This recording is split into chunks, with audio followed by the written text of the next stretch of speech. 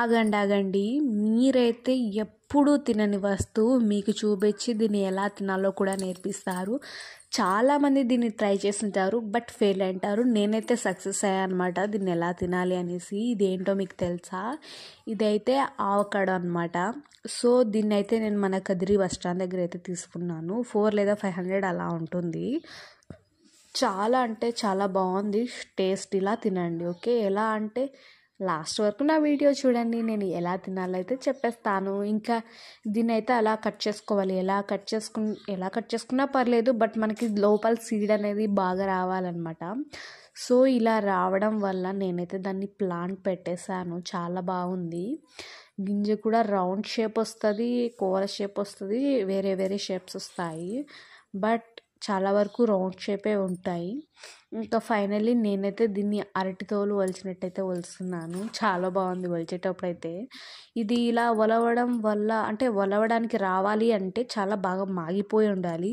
పచ్చి వాటిని వలిచిన రాదనమాట. సో ఇదైతే చాలా బాగా మాగిపోయింది. నేనైతే చాలా రోజులైంది తెచ్చి. ఇంకా ఫైనల్లీ దీన్ని ఇలా వలిచేసాను. దీన్ని ఇలా వలిచేసిన తర్వాత మనమైతే స్లైసెస్గా కట్ చేసుకోవాలి, చాలా సన్నగా. ఎందుకు అంటే ఇలా సన్నగా తరుక్కోవడం వల్ల మనకి ఎక్కువ మోతాదులో దీన్ని అయితే తీసుకోలేం, తక్కువగా తీసుకోవాలి కాబట్టి. ఇంక ఇలా స్లైసెస్ కట్ చేసుకున్న తర్వాత వీటిని అయితే ఒక పీస్ తిన్నాను. ఇంకా అబ్బో తినలేకపోయాను అనమాట. ఇంకా ఎలా తినాలి అంటే పెనం మీద అయితే నేనైతే కాల్చుకున్న బ్రెడ్ ముక్కలు అయితే తీసుకున్నాను. వీటిని అయితే నేను నేతితో కాల్చాను అనమాట. క్రిస్పీగా చాలా టేస్ట్గా బాగుంటాయి. అలా నెయ్యి స్మెల్ కూడా చాలా బాగా వస్తుంది అనమాట. బ్రెడ్ కాల్చేటప్పుడు ఇల్లు మొత్తం వస్తుంది, ఎంత మంచి స్మెల్ వస్తుందో.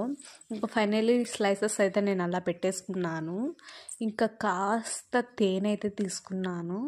అలా కొద్దిగా ఒక 2-3 స్పూన్స్ వేసుకోవాలన్నమాట. సో అలా వేసుకున్న తర్వాత దాని మీద ఒక బ్రెడ్ ముక్క పెట్టేసేయండి. ఇంకా అలా తీసుకొని అలా తింటూ ఉంటే సూపర్ టేస్ట్ అనమాట. దాని ఫ్లేవర్స్ అయితే చాలా బాగా తగులుతున్నాయి నాకైతే. నెయ్యి, ఆవకాడో, తేనె, అంటే బ్రెడ్ నేను నెయ్యితో కాల్చాను కదా, సో ఆ ఫ్లేవర్స్ అన్నీ చాలా అంటే చాలా బాగా తెలుస్తున్నాయి.